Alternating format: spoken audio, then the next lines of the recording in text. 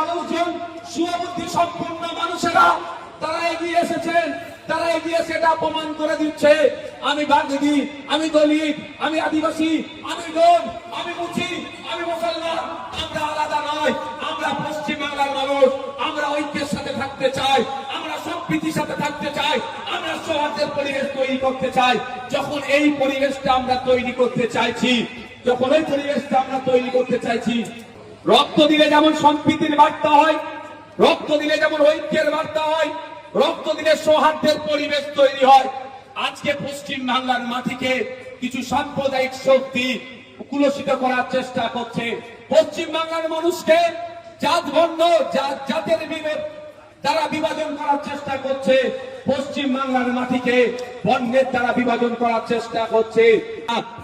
ভয় দেখাতে পারতো না, দেশ থেকে কোথায় কোথায় তাড়িয়ে দেবো এ বলে ভয় দেখাতে পারতো না, কিন্তু ভয় দেখাচ্ছে একটাই কারণে, সেটা হচ্ছে আমাদের একটাই দুর্বলতা, সেটা আমাদের শিক্ষার দুর্বলতা। তবে আমরা আজকে যে সাফার করছি, আমার একটা বাগদি সমাজের ভাই, আমার একটা বাগদি সমাজের ভাই, আমার একটা গোয়ালা সমাজের ভাই, আমার একটা মুসলিম সমাজের ভাই ব্যাংকে যখন অল্প কিছু টাকা রাখতে যাচ্ছে তার সঞ্চয়ের টাকা, তখন 1000 বানানটা ভুল করলেও টাকাটা কিন্তু তখন ডিপোজিট হয়ে যাচ্ছে। ওই টাকাটা যখন আপনি তুলতে গিয়ে 1000 বানানটা একটু যদি ভুল করে ফেলেন, ওভার রাইটিং যদি হয়ে যায়, ম্যানেজার আপনার দিকে কি আচরণ করছে ভাই?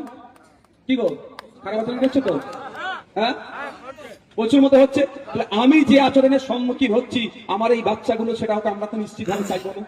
কি গো, তাহলে আমি বলবো আমার এখানে আদিবাসী মায়েরা আছেন, আদিবাসী বাপেরা আছেন, মুসলিম সমাজ থেকে যারা আছেন, বিভিন্ন সমাজ থেকে যারা আছেন, এক বেলা খাওয়া বন্ধ করে দিন, দরকার লাগলে। এক বেলা না খেলে মরবেন না, এক বেলা না খেলে কেউ মরে যাবে না। তাই বলবো, অনুরোধ করছি, বাচ্চাগুলোকে পড়ান, শিশুগুলোকে পড়ান।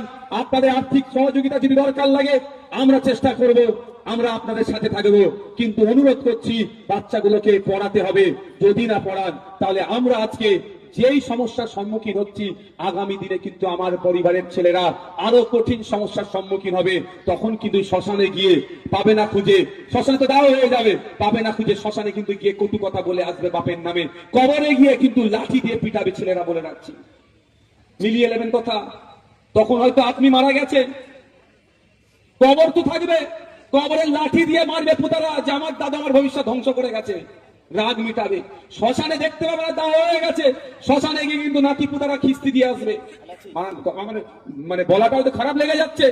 আমাদের হাতে যখন এখনো পায়ের নিচে একটু মাটি আছে, এখনো আমার স্বাধীন অধিকার আমার হাতে আছে, আমি এখনো শিক্ষার অধিকার চাইতে পারবো, আমার অধিকার যখন আমি এখনো ফিরে পেতে পারবো, তাহলে আমাদেরকে এখন এই আওয়াজ তুলতে হবে, সব বাদ দিন, সব বাদ দিন, ধর্মস্থানে যান, ধর্ম পালন করুন। যারা নাস্তিক তারা মানে না, সেটা তারা তার মতাদর্শ নিয়ে চলুক।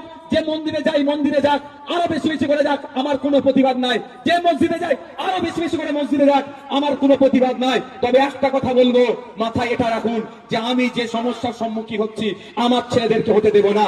আমরা আমার ছেলেদেরকে না খেলেও উপসে থাকবো, রোজাই থাকবো, আমার বাচ্চাগুলোকে, আমার ছেলে মেয়েদেরকে আমি উচ্চ শিক্ষায় শিক্ষিত করবো। অন্যথায় স্বাধীনতার 79 বছর পর হলো আপনার আইডেন্টিটি ক্রাইসিস হয়ে যাচ্ছে। SIR ফর্ম ফিল আপ আপনাকে অন্যজনকে দিয়ে করতে হচ্ছে। কেন ভাই?